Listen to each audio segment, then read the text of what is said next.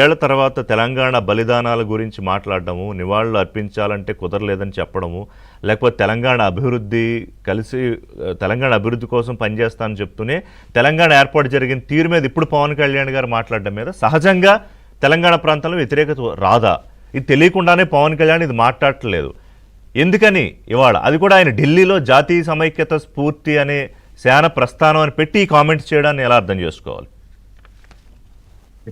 Good morning అండి. చర్చలో పాల్గొంటున్న సోదరుడు మానవతర్ రాయ్ అండ్ తెలుసాని శ్రీనివాస్ గారు, ఏవిఎన్ ప్రేక్షకులందరూ కూడా శుభోదయం. సోదరుడు లేవనెత్తిన అంశం పవన్ కళ్యాణ్ గారు జ్ఞానం ఉందా లేదా అని ఆయన సర్టిఫికేట్ ఇవ్వాల్సిన అవసరం లేదండి. అది ఆవేశంతో మాట్లాడుతున్నారు కానీ ఆయన ఆలోచన తగ్గింది. ఎందుకంటే ఆయన వేర్పాటువాదం అని ఎక్కడ అనలేదు.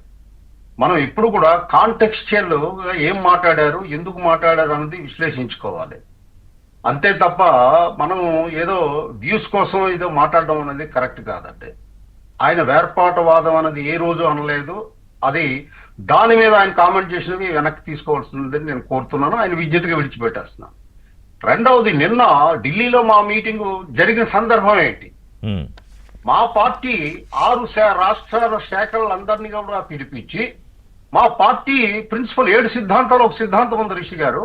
ప్రాంతీయతత్వం వేడిని జాతీయవాదం, కులాలను కలిపే ఆలోచన విధానం, భాషా సంస్కృతుల్ని గౌరవించి మన కల్చర్ని మనం కాపాడుకోవడం.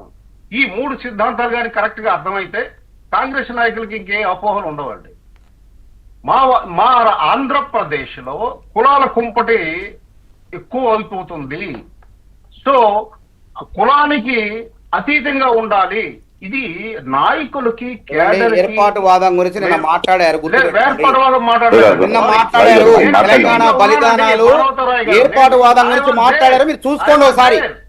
అందుకే అంటున్నా, ఆవేశంతో నేను కాదు, పవన్ కళ్యాణ్ చెప్పండి కొంచెం ఓపిక. బలిదానాలు ఏం మాట్లాడారు? తెలంగాణ ఉద్యమ భావజాలం, ఏర్పాటువాద భావజాలం అంటే తెలంగాణ దేశం నుంచి విడిపడాలని పోరాటం చేశారు ఉద్యమకారులు. అంటే తెలంగాణ వాళ్ళు ఉగ్రవాదులా మీ దృష్టిలో? మీరు ఆపండి, ఆయన మాట్లాడమండి. పవన్ కళ్యాణ్ మాట్లాడి నేను నిరూపిస్తా.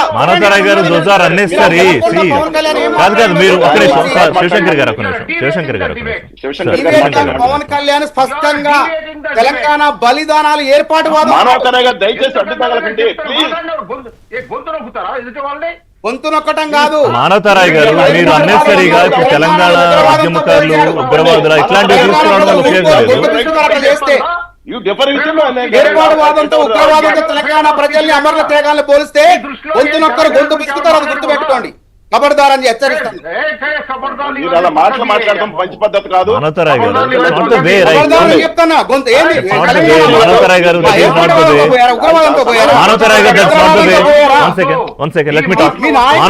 ఇప్పుడు ఒక్క నిమిషం మీరు మాట్లాడారు.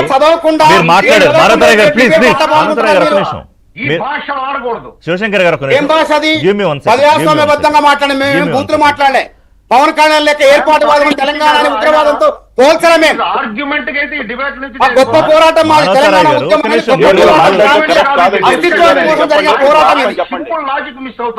ఒక్క నిమిషం శివశంకర్ గారు, let me talk please. Chalasani గారు గారు, మానవతరాయ్ గారు మీరు నా మాట వినాలి. వీడియో వినిపించండి. మానవతరాయ్ గారు మీరు నా మాట ఒకసారి వినాలి. కాదు ఒక్క నిమిషం చల్సాని గారు ప్లీజ్. మానవతరాయ్ గారు, మనం ఒక డెకరం మెయింటైన్ చేద్దాం.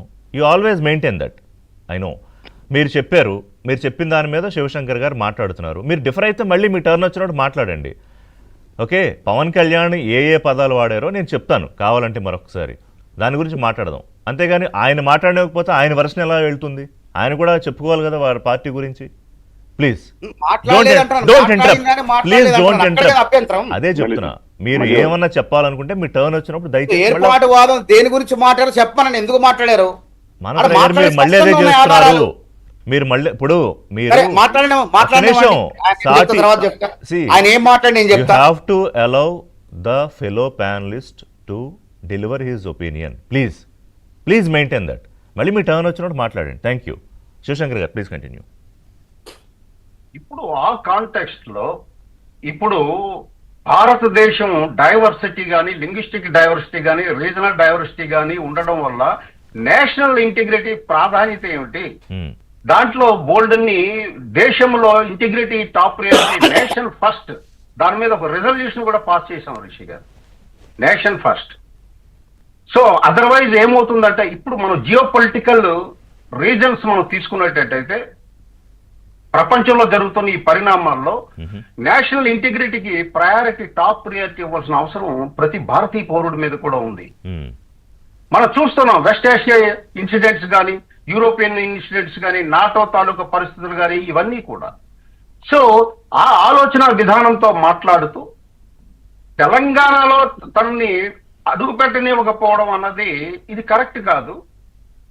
ఎందుకు అంటే సింగిల్ సిటిజన్షిప్ ఉంది మనకి. Um, so any party can do any activity in any state. Um, uh basics miss అయ్యారు. ఒరిజినల్ గా అక్కడ వాళ్ళు అధికారంలోకి వచ్చాక పాలకులు దేని మీద అది అయిపోయిన చరిత్ర అన్నారు. ఉమ్, తెలంగాణ ఆంధ్ర రాష్ట్రం అయిపోయిన చరిత్ర నేను స్వాగతించాను మొదటి నుంచి కూడా. ద ఓన్లీ థింగ్ ఏంటంటే ఆ ప్రొసీజర్ మీద అప్పట్లో నేను కరెక్ట్ లేదని అన్నాను. కరెక్ట్ లేదని దానికి ఏంటి అని అంటే రీఆర్గనైజేషన్ యాక్ట్ కరెక్ట్ గా హర్రీ బర్రీగా చేశారండి. కొన్ని అలాంటి కరెక్టే కానీ శివశంకర్ గారు కాదు. 12 ఏళ్ళు అయిపోయిన ఇప్పటికీ ఆ తర్వాత problems ఒక్క నిమిషం, ఎంత నా పాయింట్ వినండి. 2014, 2026 12 ఏళ్ల తర్వాత మళ్ళీ ఇవాళ విభజన జరిగిన తీరు కరెక్టా కాదా అని మాట్లాడుకోవడం వల్ల పాయింట్ నెంబర్ వన్ ఇవాళ తెలంగాణ ఉద్యమకారులు, మీరే అన్న అమరులు, వాళ్ళ కుటుంబాల్లోనూ, లేకపోతే తెలంగాణ అయిపోయి ఇవాళ 3వ ప్రభుత్వం ఉంది. సో పవన్ కళ్యాణ్ ఏదో మళ్ళీ ఒక అన్రెస్ట్, ఒక డిస్టర్బెన్స్ క్రియేట్ చేసే ప్రయత్నం చేస్తున్నారని ప్రొజెక్ట్ అవ్వట్లేదా? Point number 1. అండ్ ఇంకో క్లారిటీ ఇస్తా. నిన్న పవన్ కళ్యాణ్ గారు మాట్లాడుతూ వాడిన కరెక్ట్గా సెంటెన్స్ ఏంటంటే జంజీ కంటే ముందు తరం, అంటే ఇప్పుడు జంజీ గురించి మాట్లాడుతున్నాం కదా, జంజీ కంటే ముందు తరం తెలంగాణ ఉద్యమ యువత ఉద్వేగంతో, అంటే ఆ ఎమోషన్తో, ఆ భావోద్వేగంతో వేర్పాటువాద భావజాలాల వైపు వెళ్ళి ప్రాణాలు కోల్పోయారు. ఆయన బాధపడిన విషయం అది. సో ఆ కాంటెక్స్ట్ లో ఆయన వేర్పాటువాదం అనేది వాడారు. ఎస్ శివశంకర్ గారు. ఇప్పుడు జంజీ ఆలోచనలు గత తరంలో ఇప్పుడు ఈ కొన్ని విడదీసే ప్రొసీజర్లో ఏవైతే డిఫెక్ట్స్ ఉన్నాయో అవి ప్రజలని విడదీసి ఇంకా ఫర్దర్ గా అపోహలు క్రియేట్ చేసేటట్టు చేశారు.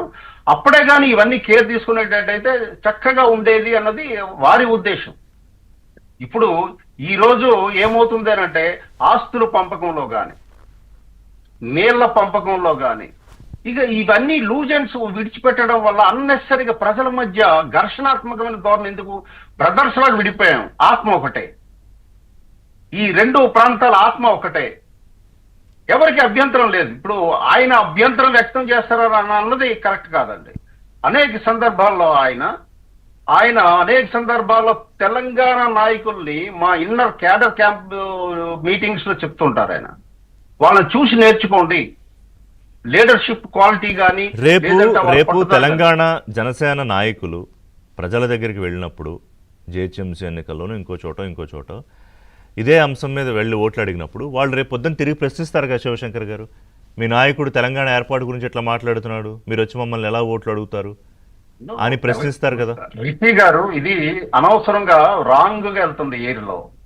తెలంగాణ ఏర్పాటు గురించి ఆయన ఈ రోజే కాదు ఏ రోజు నెగటివ్ కామెంట్ చేయలేదు, స్వాగతించారు. నేను ఇంకో విషయం ముందుకెళ్ళి మీకు చెప్తాను. ఆయన ఆంధ్ర ప్రజల కంటే తెలంగాణ వాళ్ళని ఎక్కువ ఇష్టపడతాడు. ఓపెన్ గా చెప్పారు చాలా సందర్భాల్లో ఆయన. అది అనేక మీటింగుల్లో ఆయన చెప్పడం జరిగింది. సో ఇప్పుడు ఆయనకి ఎంత ఇదంటే ఆదిలాబాద్ లో ట్రైబల్స్ బోర్వెల్స్ తన సొంత నిధులతో ఖర్చు పెట్టడం కానీ, మొన్నే ఆంధ్రప్రదేశ్ ఉప ముఖ్యమంత్రిగా ఉంటూ కొండగట్టు ఆంజనేయ స్వామికి ఆ బడ్జెట్ అలాట్ చేసి అది అభివృద్ధి చేయించడం అని కానీ, దాన్ని బట్టి ఏం అర్థమవుతుంది మనకి ఆయన ఉద్దేశం కానీ ఆయన ఆలోచన. ఇంకొకటి కూడా చెప్పారు ఆయన, 2014 ఉద్యమ ఆవిర్భావం సమయంలో తెలంగాణ కోసం ఉద్యమిస్తున్న వాళ్ళ స్ఫూర్తి, ఆ పట్టుదల, పోరాట పటిమ కూడా నాకు స్ఫూర్తి అని చెప్పారు పార్టీ పెట్టారు. అనేక సందర్భాల్లో చెప్పారు. అది అనవసరంగా అంటే దేశంలో జరుగుతున్న పరిణామాలు నన్ను Right. అడ్డుకోవడం ఎందుకు? సో మిగతా సో విషయాల మెయిన్ మీద పాయింట్ focus ఆయనకి చేయాలి ఆయనకి పాలకులు. ఆయనకి బాధ కలిగించిన పాయింట్ ఏంటంటే చలసాని గారు, నన్ను తెలంగాణ వచ్చి నేను సభ పెట్టుకుంటానో సమావేశం పెట్టుకుంటానో అంటే నన్ను రావద్దంటారా, నన్ను రానివ్వరా, మీరు మాత్రం దేశమంతా తిరుగుతారా జాతీయ పార్టీ అని? అసలు జాతీయ పార్టీ అంటే డెఫినేషన్ ఏంటి తెలుసా? ఒక సిద్ధాంతానికి కట్టుబడి ఏ రాష్ట్రమైనా ఆ సిద్ధాంతాన్ని ఫాలో అయ్యేదే కదా జాతీయ పార్టీ విధానం అని ఆయన ఒక నిర్వచనం కూడా చెప్పారు చలసాని గారు.